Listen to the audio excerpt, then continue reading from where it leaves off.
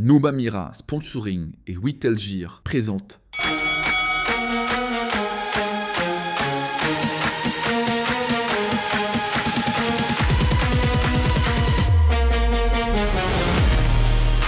Salut à tous, salut à toutes et bienvenue dans ce nouveau Chronofight, cette nouvelle formule, on peut le dire comme ça.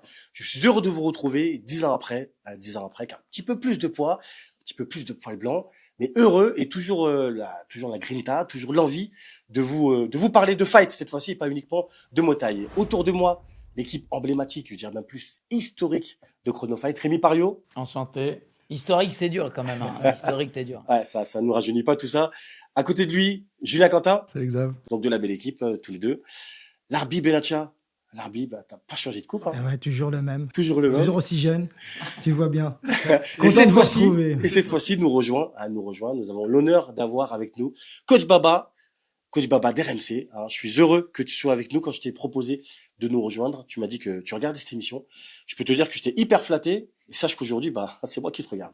Non, tout l'honneur est pour moi, vraiment, parce que j'ai suivi tous les épisodes. T'étais venu au Best Friends à l'époque, nous voir, Bobby et moi, Moussa Dembélé. Donc, c'est un grand honneur pour moi d'être là et d'être avec l'équipe historique. Bon, écoute, Baba, tu vas nous suivre durant toute cette saison. Il y aura une autre consultante que je ne vais pas dévoiler tout de suite, qui va venir dans les prochains numéros. Aujourd'hui, on va se poser la question. Est-ce que le MMA a définitivement tué le Muay Thai? Faut savoir qu'on se posait la question il y a 10 ans. Il y a 10 ans. C'était pas neuf, on se posait déjà les questions. Il y a 10 ans, on se posait la question. Aujourd'hui, on va se reposer la question. Mais d'abord, des précisions avec Jessica Palmar. C'est le 30 secondes chrono. Le débat n'est pas nouveau. En 2012, Chronofight s'y intéressait déjà. Le Muay Thai, c'est plus de 13 000 licenciés et 400 clubs. Le MMA, légalisé en 2020, compte plus de 60 000 licenciés. En 2022, le premier UFC Paris a lieu devant plus de 15 000 spectateurs, générant plus de 3 millions de dollars de recettes. Plusieurs grands nakmoués français font la transition du Muay Thai au MMA. Cyril Gane, Jimmy Vienno ou encore Aziz Lali. Côté culture, plusieurs films ont popularisé le MMA et le Muay Thai. Kickboxer, Ong Bak ou encore la série La Cage sur Netflix. Et vous, qu'est-ce que vous en pensez? Le MMA a-t-il finalement tué le Muay Thai?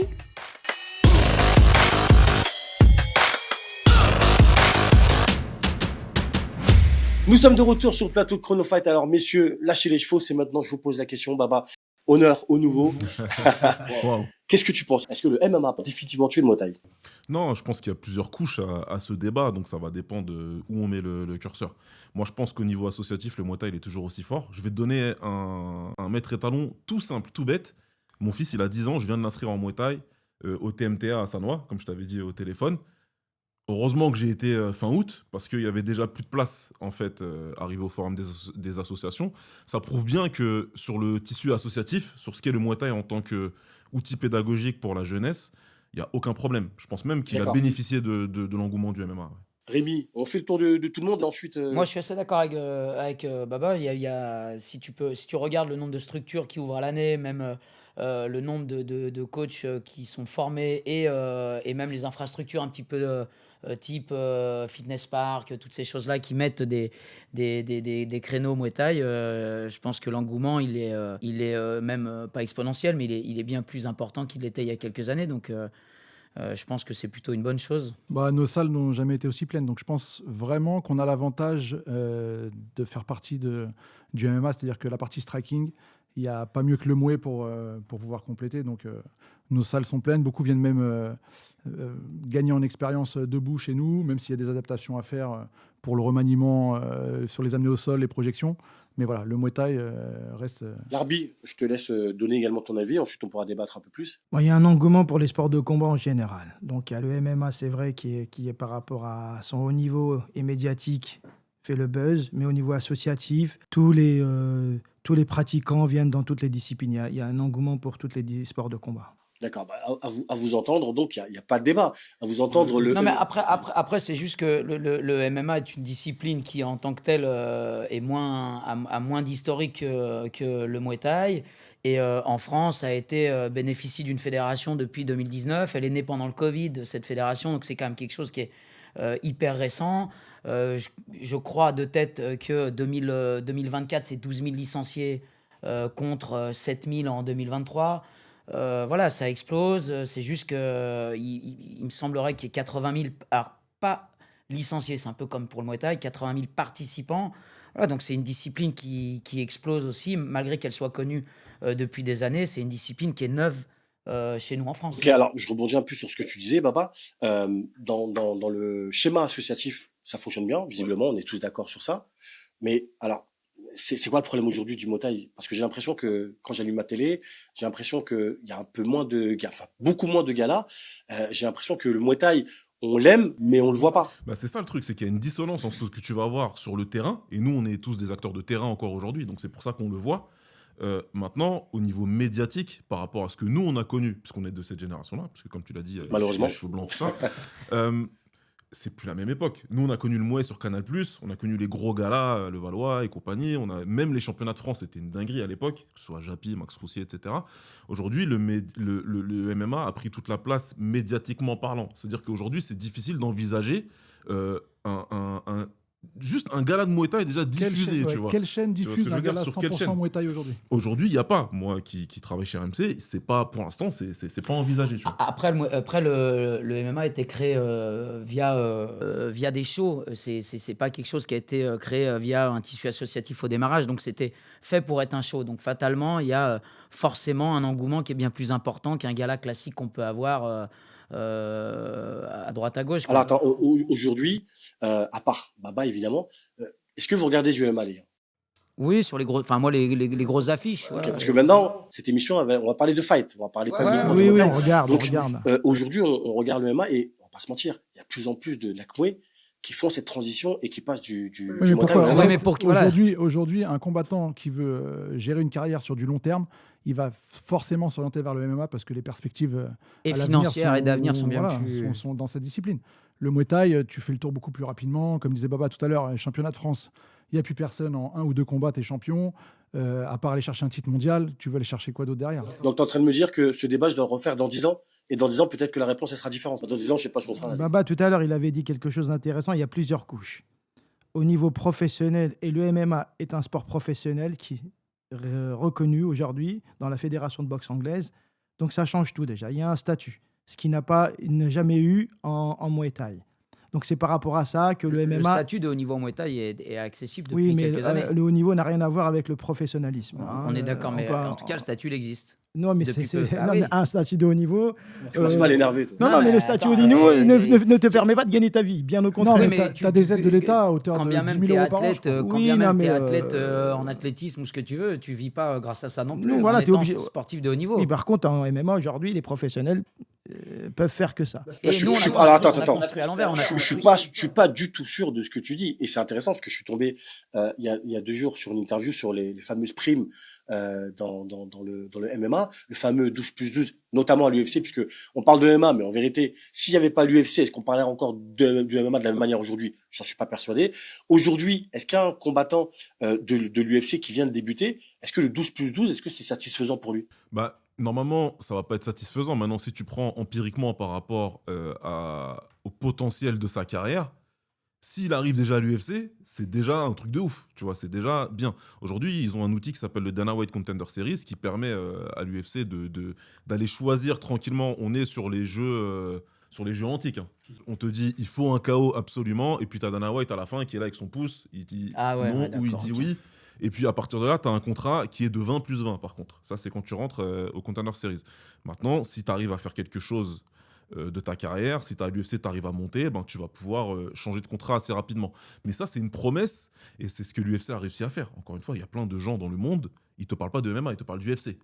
On a encore les mecs qui te disent, est-ce que tu fais de l'UFC? Exactement, Est-ce que c'est tu ce fais que de j'allais la te dire. Ça veut dire que l'UFC, c'est une marque qui a réussi à aller au-delà du MMA. Là, ça c'est la peut plus être grosse plus- vitrine aujourd'hui. Oui, c'est le vrai virage en France. C'est le moment où le ministère des Sports a reconnu le MMA. C'est là où il y a c'est-à-dire la cage. Hein, parce qu'il faut savoir qu'il y a 10 ans, c'était prohibé d'avoir la cage. Donc, on faisait du pancrace sur des rings.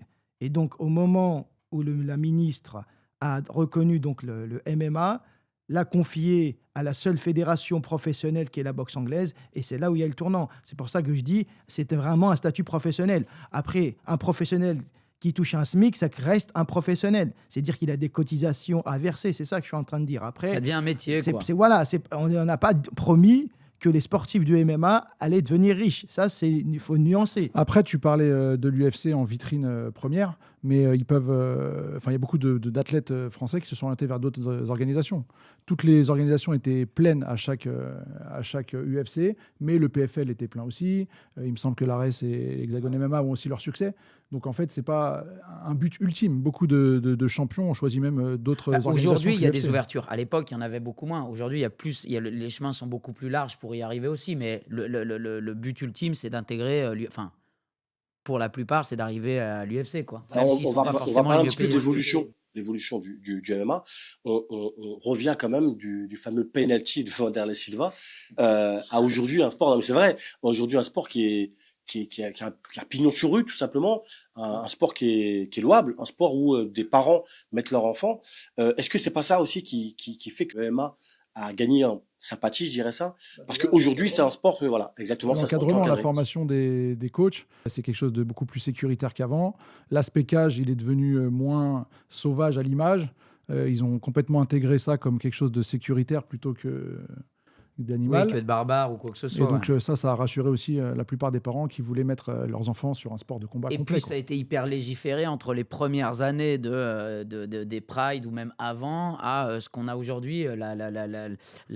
Tout ce qui est règlement a beaucoup changé. Et aujourd'hui, l'aspect sécuritaire, comme disait Julien, il est bien plus pris en compte. Et ça a forcément facilité l'accès un petit peu au plus grand nombre. Est-ce qu'aujourd'hui, le fait qu'il y a un UFC à Paris, d'ailleurs, tu me dis si je dis une bêtise, mais il n'y a jamais eu de UFC numéroté. Non, pas encore, non. 4 UFC pour l'instant, c'était Tu que des penses que fight ça night. va arriver? Bah, c'est la question que tout le monde se pose. Moi, je pense pas que ça arrivera, tout simplement, parce que Par c'est rapport pas à le business quoi model de l'UFC. Ah oui, d'accord, ok. C'est pas le business On n'est model pas de intéressant. l'UFC. Ben, Non, c'est vrai, la France n'est pas on un est pays un intéressant. micro pays qui, une fois par an, chante 8 Marseillaises dans le public. C'est super, c'est cool à l'image.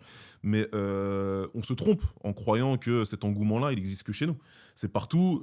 Faut croire que quand l'UFC va dans l'Iowa, c'est la même chose. Ils font ça le comble dans des petits patelins aux États-Unis. Tu vois. Maintenant, c'est clair qu'il y a un business au niveau européen, dans sa globalité, et donc forcément au niveau français. Le jour où on aura des champions français, il y aura faut peut-être un du numéroté. champion. Il te faut un champion, non seulement il te faut un champion, mais il faut un champion qui soit marketable. Ça suffira pas. Un champion Tu vendeur. vois. Pas, Ça participe au truc. tu peux pas dénigrer, mais c'est comme ça la vie. Il te faut quelqu'un qui soit reconnaissable, qui attire du monde, pas seulement le jour J, mais il faut ils que te ça vendent vive le un reste de show, l'année. quoi. Ils te Alors vendent là, ce qui va pour le avec. coup, c'est vrai qu'on est un petit peu axé sur l'UFC, parce que l'UFC, c'est pas que du MMA, c'est du marketing. C'est ce qu'on est en train de dire. C'est-à-dire parce que que c'est tu peux être le payant, meilleur des ça. champions, mais on attend de toi que tu vends des billets et qu'il y ait du pay-per-view. Tout a été créé en fonction de ça. Ça a été créé en étant un show. Ça n'a pas été créé en étant une compétition sportive dès le démarrage. On était là pour mettre en concurrence les différentes... Voilà, fallait que ça soit spectaculaire. Donc, ils ont créé tout et marketé tout ce qu'il y a autour pour que ça devienne spectaculaire. C'est un show et c'est pas l'aspect sportif, il est quasiment mis au second plan. Aujourd'hui, il est relayé au premier plan parce que ça prend de l'ampleur, une ampleur qui est mondiale. Mais globalement, c'était un show, donc c'était uniquement tout ce qui correspond à un show, quoi. Il fallait avoir des têtes MMA, d'affiche, des... Rémi, voilà, on va remettre un peu le sujet parce que le sujet c'était quand même L'église au centre voilà, du village. l'église au centre du village. Toujours un mec qui fait ça dans un débat. Exactement. Parce que le but, c'était quand même de se dire est-ce que le Muay Thai a été mis KO. Est-ce que le MMA a finalement tué le Muay Thai? Voilà, Et Baba disait, ça dépend les strates. Et c'est vrai. moi, je suis pas d'accord qu'on parle que de l'UFC. Le MMA, Oui, c'est oui, pas oui. que l'UFC. Il y a nos grands champions français de MMA sont pas à l'UFC. Ils sont sur. Tu parles de qui, par exemple? PFL. Pour moi, le plus impressionnant et le plus complet, c'est Parnasse. Salaheddine Ouais, Parnasse. on peut en débattre. Voilà. Celui qui a ramené quand même l'UFC à Paris, c'est quand même Cyril Gane. Voilà, c'est Ouais, Cyril bon, Gane, ça mais va, voilà. on sait que t'es pas... Oui, pas très objectif. on en C'était reparlera pas plus très tard. objectif. Non, Bien c'est sûr, sûr, bien- mais indéniablement parlant, la star, c'est Cyril Gane. Oui, c'est clair. Non, mais bien sûr, le bon gamin a permis de sécuriser aussi un certain public. Et c'est vrai que son image de bon gamin. de bon gamin, C'est sûr que de s'il bon gamin insultait tout le Vendée. monde, ça aurait été moins rassurant. Non, mais pour, voilà, c'est vrai. pour les C'est-à-dire parents. voilà. Mais par rapport au Muay Thai, parce que est-ce qu'il a effacé le Muay Thai? Oui, il a effacé le Muay Thai médiatiquement et aussi au niveau de la structure des fédérations. Le Bellator, l'UFC, le PFL.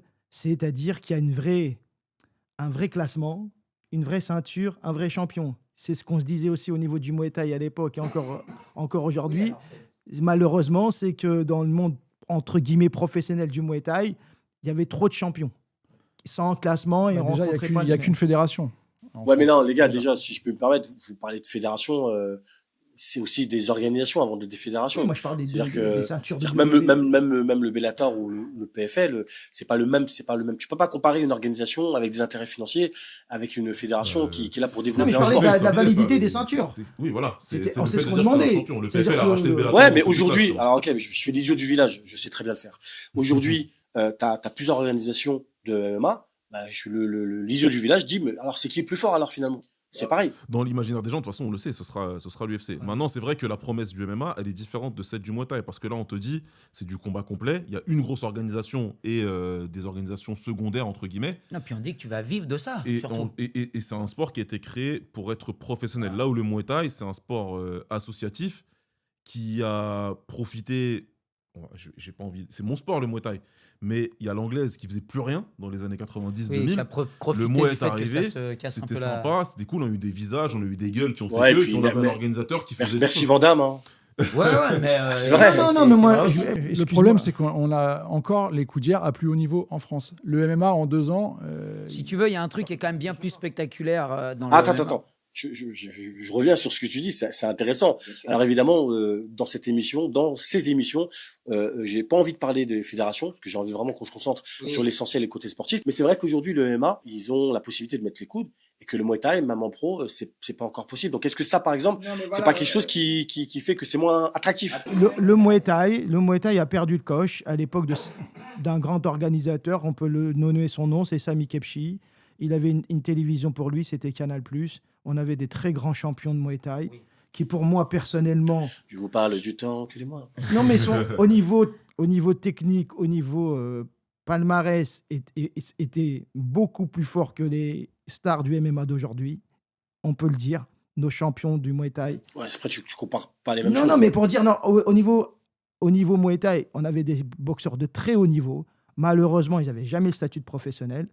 On a perdu le coche à ce moment-là parce qu'il y avait, on peut dire, il y avait quand même des guerres de fédés et les rémunérations n'étaient pas si bonnes que ça. Donc on a laissé Sur passer. Canal, je suis pas sûr que On c'était a, pas laissé, si bien que ça. on a laissé passer le coche. Et le MMA, lui, bravo à lui, depuis qu'il a été reconnu.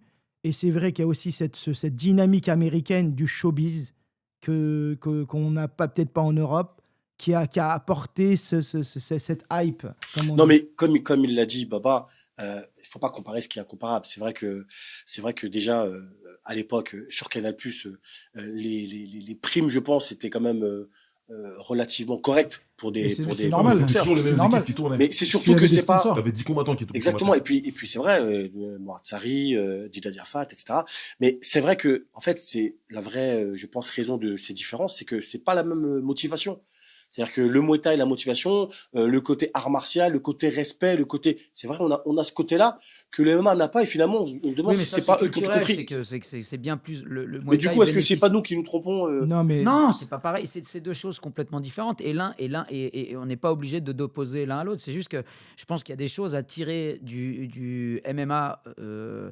Enfin, il y a des choses qui sont meilleures en MMA et des choses qui sont meilleures en Muay Thai. Je veux dire, aujourd'hui, le MMA se structure, propose grâce à un tissu associatif et tout ce qui va avec. Ça, c'est tiré d'autres sports et ça venait pas du MMA à la base. Et le MMA et le Muay Thai devraient s'inspirer du MMA pour faire des shows, pour essayer d'aller draguer d'autres sponsors, avoir des choses qui sont un petit peu plus appétissantes, j'allais dire, à l'individu, enfin aux pratiquants lambda, ou même d'ailleurs à des personnes qui n'y connaissent rien et qui sont prêts à payer pour avoir un show. C'est hyper important de donner envie et de ne pas se retrouver tous les week-ends à Japy. Non, mais je la veux grande dire, différence. c'est tu vois, fini, ça fait Japy, depuis longtemps. La Non, grande, mais tu vois ce que je veux dire, ça la fait gr- forcément moins rêver, et quelqu'un qui n'est pas un aficionados te parlera beaucoup plus facilement de MMA parce que c'est bien plus marketé, parce que les combattants donnent envie. Le parce produit, que, il est voilà, reconnaissable. le produit, il est vachement plus... Non, mais déjà, la différence. Attends, l'arbitre, vas-y. Non, mais la grande différence,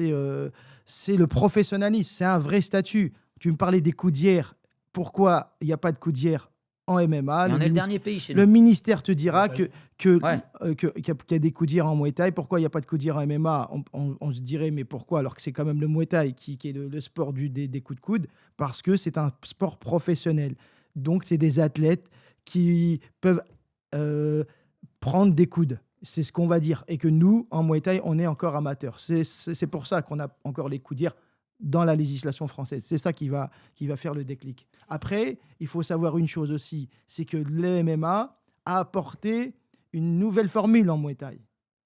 Le one.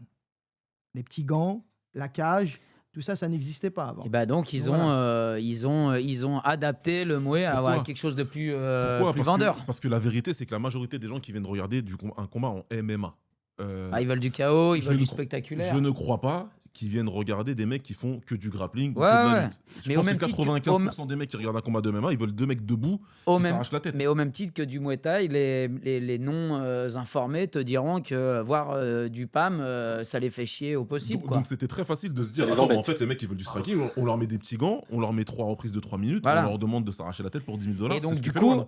Ça fonctionne. on a un petit peu fait en sorte que ça devienne un show. Enfin, même pas un peu, on a complètement mis ça en avant pour faire un show. Et c'est ce qui fait qu'aujourd'hui, le One a autant de réussite. Non, mais c'est aussi dans le débat, c'est ce qui permet de dire que le Muay Thai n'est pas mort, il est KO. Complètement. Parce que quand on voit le One, il y a un espoir.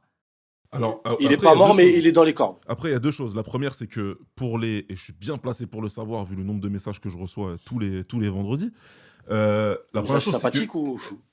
c'est des messages sympas, mais vindicatifs. Non, mais c'est Donc que pas les sympa, anciens, je c'est que traduis. les anciens, c'est que des gars qu'on connaît, tu vois. Et je passe le bonjour à tout le monde parce que vous savez qu'on échange toutes les semaines, mais on me pose souvent la question, mais Baba, tu vois, le One, c'est pas du Muay, donc du coup, en fait, est-ce que déjà nous, et moi, je me réclamerais toujours du Muay Thai. Je le fais, je pense, à chaque fois que j'ai une émission chez RMC.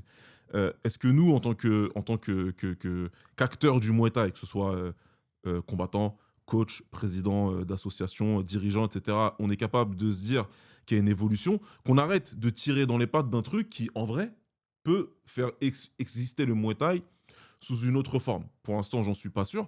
Et la deuxième, c'est que, parce que depuis tout à l'heure, on parle de côté professionnel, et c'est vrai que le MMA est un sport professionnel et que ça amène beaucoup de choses. Il n'empêche que, et c'est un ancien du Muay qui l'a structuré, c'est Lionel Brézéfin, qui est le directeur technique de la fédération de MMA. C'est un mec qui est au RM Boxing, qui s'entraîne avec nous là-bas. À haute tension aussi. Hein. Ouais, non, mais tu vois ce que je veux dire. C'est un Je mec l'ai qui eu vient au du Muay, téléphone hier. qui a attention. pris des choses, ouais, c'est vrai en plus, et qui a pris des choses et qui a vu des choses qui n'allaient pas fédéralement, au niveau des fédérations il a Muay. structuré juste. Et aujourd'hui, il a créé une compétition amateur qui fonctionne. La MMA League, ça fonctionne. Tu as des champions de France, tu as des. Oui, mais t'as tout des- comme t'as les des galas tout le championnats temps. de Muay Thai fonctionnent aussi. Ouais, mais au eux, ils ont niveau ce truc en amateur. plus, ils ont cette médiatisation. Qu'est-ce que nous, on a foiré? Non, mais il y a aussi Mais non, mais pas c'est réussi parce, cette non, mais c'est médiatisation. parce qu'ils sont partis d'un sport qui était déjà professionnel et médiatisé, Non, qui mais était vendu comme un il y a show un et qui truc est parti sur important. l'amateur. Ah, mais là, t'as Alors plein de que gens nous, qui on a vont créé... regarder des Baba, Attendez les gars, attendez.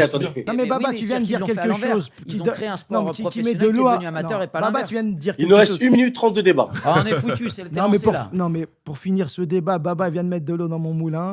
Pourquoi le MMA avance également en amateur? C'est des nouvelles personnes. C'est-à-dire Oui, qu'on et il est y a contre peut-être moins ce de conflits déjà. conservatisme. Oui. Ce qui tue le Muay Thai aujourd'hui, c'est son conservatisme. Et quand on parle du One, Non, mais en amateur, C'est ça important, fonctionne, le One. Le Muay Thai fonctionne mieux que le MMA. Je suis désolé. oui, non, mais ça Mais parce c'est sûr. qu'après, c'est bien Non, mais plus là- récent aussi.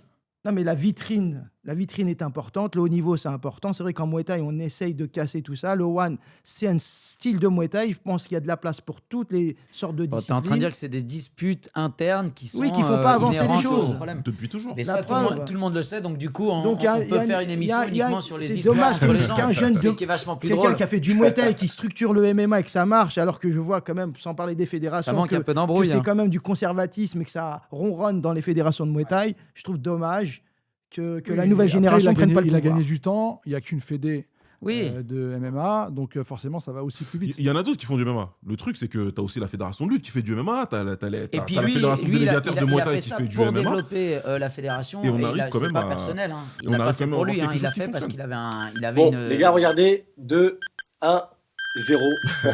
Pile poil. Hein, écoutez, je conclus que le MMA n'a pas tué le Muay Thai.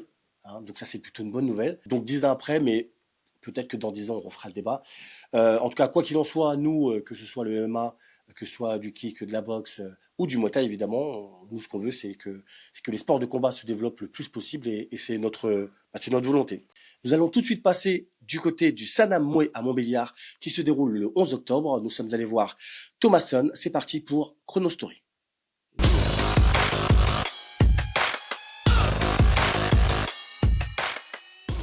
Donc moi je me présente, c'est Mi-sensei Thomasson, j'ai 19 ans. suis à la Team Alamos maintenant depuis 3 ans. J'ai 27 combats pour 20 victoires, 6 défaites et 1 nul. J'ai été sacré champion de France 2024, champion d'Europe IFMA 2024 et j'ai obtenu la médaille de bronze au championnat du monde IFMA en 2024.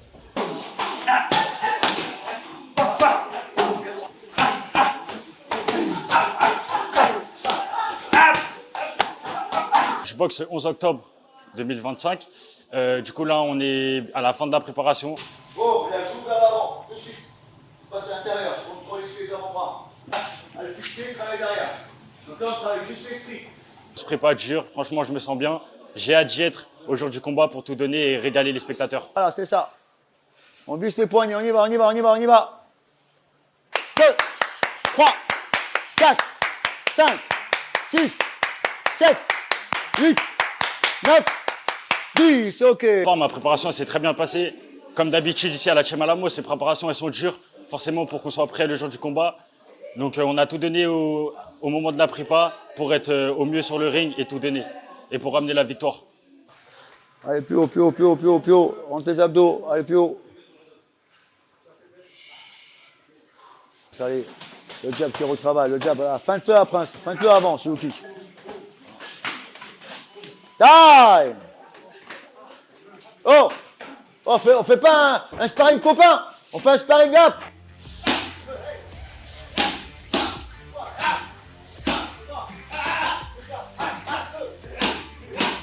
Donc comme j'ai dit, je suis bien préparé, je suis prêt pour le 11 octobre, je suis prêt à faire une vraie guerre. J'espère que je serai prêt à faire la guerre. J'attends le jour J et je vais me montrer qui est le meilleur. Nous sommes de retour sur le plateau de Chrono Fight, donc après ce débat enflammé, endiablé, mais les débats comme on les aime, hein, on va se relaxer un petit peu. Et pour se relaxer, eh ben, quoi de mieux qu'un quiz? Nous finirons toujours les Chrono Fight avec un quiz. Alors, messieurs, je vais vous tester sur votre culture générale sportive. La première équipe qui arrive à 3 points aura gagné. Qu'est-ce qu'il aura gagné? Eh bien, tout mon estime. Nul. Alors, premier indice. J'ai d'abord fait parler de moi sur un ring. La boxe thaï a été ma première arène. Puis, je suis arrivé devant la caméra. On m'a vu dans des films. Ouais, ça marche pas. Dida. C'est moi, j'ai gagné. Fallait peut-être attendre. C'est pas la bonne réponse. C'est Gann. Non, Joe malheureusement. Christian. Est-ce que Joe- t'as appuyé? ouais. Il a appuyé, mais ça n'a Bon, pas Dieu Christian était la bonne bien réponse. vu. Bon, Dieu Christian était la bonne réponse. Il y a pas de Dis-moi, Moi, c'est je te bon, fais c'est Attends, mais Qui je rêve ou quoi? Il n'y avait pas le buzz. Non, Non, c'est nous. qui nous on a appuyé, mais ça n'a pas sonné. Ok, le point est attribué à l'arbitre Benatia. Merci. Ouais, alors ça y est, si ça commence alors, comme ça, ça. il faut- les gars, Donc c'est faut- ça, pour les nous gars, détendre. faut appuyer et répondre. 1-0 pour l'arbitre et pour Julien. J'ai commencé comme boxeur en full contact dans la catégorie des mi-lourds. Avant de passer. Jérôme Labanner. Non, C'est moi, mauvaise c'est- réponse. Sami Kepi. Sami Kefi est Ah, la bonne vas-y, réponse. J'étais sûr. Tu le savais, J'étais Baba? sûr. Ben oui. Bon, j'arrête. Ça va être Je suis le lui. Mouradier élite du Muay Thai. Donc ça fait 2-0. Après, si on peut Donc c'est prendre déjà la balle de les match. générations télé en noir et blanc. encore. Troisième, Ah oui. troisième. C'est l'avantage. Troisième. Baba, c'est pour toi ça. Pardon. Baba, je crois que c'est pour toi. Ferme ta Ah. bouche. On m'appelle souvent Monet. Pourquoi tu dis ça? Pourquoi tu Floyd dis ça? Mayweather. Flan Mayweather, Ah la ouais, bonne pourquoi réponse. tu dis ça? Floyd. Ça fait 2-1. On continue. Ma voix est connue dans le monde entier pour faire frissonner les fans de MMA. C'est qui là? Bush Buffer. C'est qui? Non. C'est nous, c'est Oui, je nous. peux faire. Non, Bah c'est c'est eux. bon, c'est bon. Non, non, c'est c'est eux, pas c'est mal, eux. en fait, C'est eux. Balle de match. Vas-y, Bab, c'est pour Au Watt. purée, au purée, au purée. Avant de devenir connu du grand public, j'étais boxeuse professionnelle. J'ai remporté une célèbre émission française. Nawel. Ouais. La réponse était Ah, là. ça y est, c'est des questions orientées déjà là. Attends. Pas du tout. Merci, messieurs, pour cette première. Merci à toi. Merci, C'était un Xavier, c'était plaisir. génial. On se retrouvera dans 15 jours. C'était super. Le temps pour moi de remercier donc toute l'équipe d'X5 Productions, Jessica Palmar, Landry, Merlot et également Bérénice Deminal. Je vous donne rendez-vous dans 15 jours pour une nouvelle émission. Merci à nos partenaires Whittle, Gir, Noubamira. Et surtout, n'oubliez pas, d'ici là, fight forever.